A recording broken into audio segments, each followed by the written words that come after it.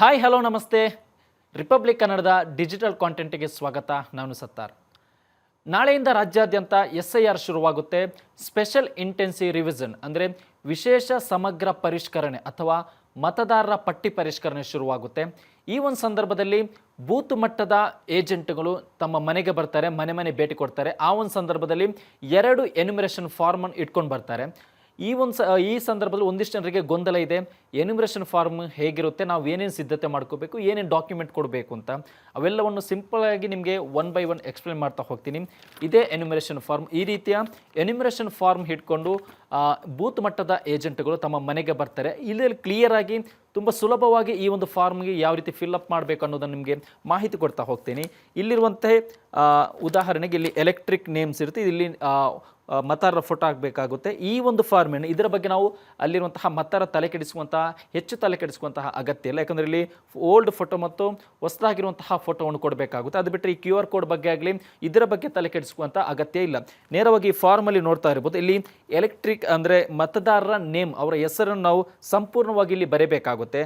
ಅದಾದ ನಂತರ EPIC number if available ಅಂತಿದೆ. EPIC ನಂಬರ್ ಅಂದರೆ ಯಾರ ಹತ್ರ ಈಗಾಗಲೇ ವೋಟರ್ ID ಇರುತ್ತೋ ಅಂಥವ್ರ ಹತ್ರ EPIC ನಂಬರ್ ಇರುತ್ತೆ, ಅದನ್ನು ಇಲ್ಲಿ ಮೆನ್ಷನ್ ಮಾಡಬೇಕಾಗುತ್ತೆ.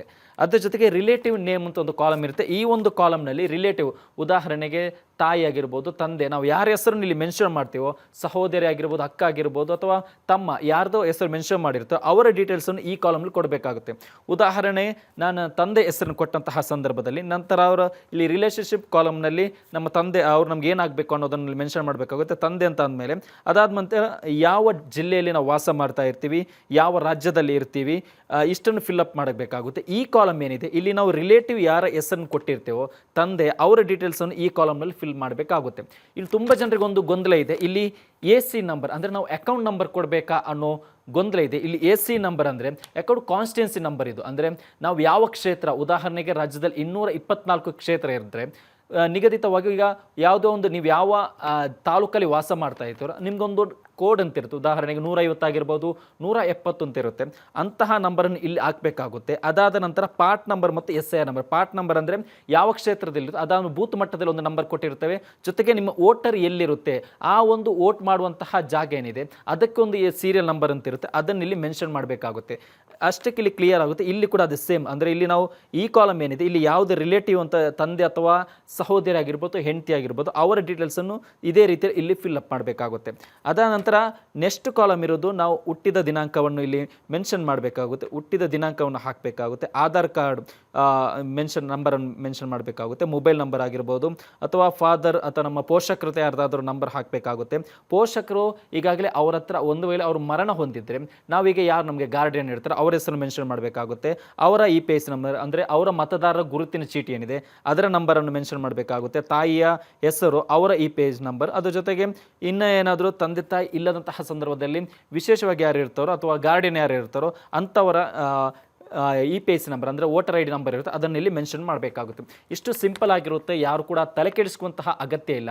ಇಲ್ಲಿ ಮನೆಗೆ ಈ BLO ಅಥವಾ ಬೂತ್ ಮಟ್ಟದ ಏಜೆಂಟ್ಗಳಾಗಿರ್ಬೋದು, ಬೂತ್ ಮಟ್ಟದ ಅಧಿಕಾರಿಗಳು ಭೇಟಿ ಕೊಟ್ಟಂತಹ ಸಂದರ್ಭದಲ್ಲಿ ನಾವು ಅವರ ಕೈಗೆ ಯಾವುದೇ ರೀತಿ ಡಾಕ್ಯುಮೆಂಟ್ ಕೊಡುವಂತಹ ಅಗತ್ಯ ಇಲ್ಲ. ನೇರವಾಗಿ ನಾವಿಲ್ಲಿ ಇಷ್ಟನ್ನು ಫಿಲ್ಅಪ್ ಮಾಡಿ ಕೊಟ್ಟರೆ ಆಯಿತು. ಅವರು 2 ಅರ್ಜಿ, ಈ ರೀತಿಯಲ್ಲಿ ಎನ್ಯುಮರೇಷನ್ 2 ಫಾರ್ಮ್ ತಂದಿರ್ತಾರೆ. ಒಂದು ಫಾರ್ಮನ್ನು ಅವರು ವಾಪಸ್ ಕೊಡಬೇಕಾಗುತ್ತೆ, ಇನ್ನೊಂದು ಫಾರ್ಮನ್ನು ಫಿಲ್ಅಪ್ ಮಾಡಿ ನಾವು ಇಸ್ಕೋಬೇಕಾಗುತ್ತೆ. ಇನ್ನೊಂದು ಈ ಎನ್ಯುಮರೇಷನ್ ಫಾರ್ಮ್ ಕೊಡಲು ಬಂದಂತಹ ಸಂದರ್ಭದಲ್ಲಿ 2 ವಿಚಾರ ಅವರು ಪ್ರಸ್ತಾಪ ಮಾಡ್ತಾರೆ. ಒಂದು, ಈ ಎನ್ಯುಮರೇಷನ್ ಫಾರ್ಮ್ ಕೊಡಲು ಬಂದಂತಹ ಸಂದರ್ಭದಲ್ಲಿ ಮನೆಯಲ್ಲಿ ಅವರು ಇದ್ದಂಥ ಸಂದರ್ಭದಲ್ಲಿ ಅಂತಹ ಮನೆಗೆ ಅವರು ನೇರಳೆ ಬಣ್ಣದ ಒಂದು ಸ್ಟಿಕ್ಕರನ್ನು ಅಂಟಿಸಿರ್ತಾರೆ. ಒಂದು ವೇಳೆ ಈ ಎನ್ಯುಮರೇಷನ್ ಫಾರ್ಮ್ ಕೊಡಲು ಬಂದಂತಹ ಸಂದರ್ಭದಲ್ಲಿ ಮನೆಯಲ್ಲಿ ಯಾರೂ ಇಲ್ಲದಂತಹ ಸಂದರ್ಭದಲ್ಲಿ ಅಂತಹ ಮನೆಯ ಗೋಡೆಗಳಿಗೆ, ಬಾಗಿಲಿಗಳಿಗೆ ಅವರು ರೆಡ್ ಕಲರ್ನ ಒಂದು ಸ್ಟಿಕ್ಕರ್ನ ಅಂಟಿಸಿರ್ತಾರೆ. ಆ ಒಂದು ರೆಡ್ ಕಲರ್ ಸ್ಟಿಕ್ಕರ್ನಲ್ಲೂ ಕೂಡ ಕೆಲವೊಂದು ವಿಚಾರ ಮೆನ್ಷನ್ ಮಾಡಿರ್ತಾರೆ. ನಾವು ಯಾವಾಗ ಭೇಟಿ ಕೊಟ್ಟಿದ್ದೀವಿ, ಭೇಟಿ ಕೊಟ್ಟ BLO ಯಾರು, ಅವರ ಫೋನ್ ನಂಬರ್ ಸಮೇತ ಅಲ್ಲಿ ಮೆನ್ಷನ್ ಆಗಿರುತ್ತೆ. ಆ ಒಂದು ಅಲ್ಲಿರುವಂತಹ ನಂಬರಿಗೆ ಮತ್ತೆ ಮತದಾರರ ಕಾಂಟ್ಯಾಕ್ಟನ್ನು ಕೂಡ ಮಾಡ್ಬೋದಾಗಿದೆ.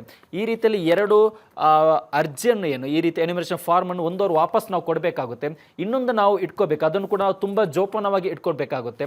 ಯಾಕಂದರೆ ನಾಳೆಯಿಂದ ಮತದಾರರ ಪಟ್ಟಿ ಪರಿಷ್ಕರಣೆ ಶುರುವಾಗುತ್ತೆ.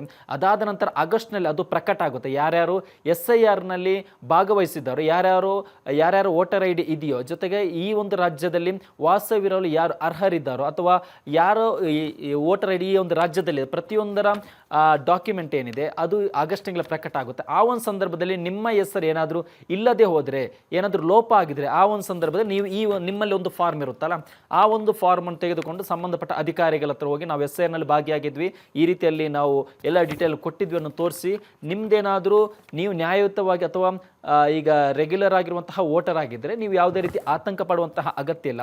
ಒಂದು ವೇಳೆ ನಿಮ್ದೇನಾದರೂ ಲೋಪ ಆದಂತಹ ಸಂದರ್ಭದಲ್ಲಿ, SIR ಲೋಪ ಆದಂಥ ಸಂದರ್ಭದಲ್ಲಿ ನಿಮ್ಮಲ್ಲಿರುವಂತಹ ಫಾರ್ಮ್ ಅನ್ನು ತೆಗೆದುಕೊಂಡು ಹೋಗಿ ಮತ್ತೆ ನೀವು ಅದಕ್ಕೆ ಅಪ್ಲೈ ಮಾಡ್ಬೋದಾಗಿದೆ. ಈ ರೀತಿಯಲ್ಲಿ ತುಂಬ ಸಿಂಪಲ್ ಆಗಿರುತ್ತೆ.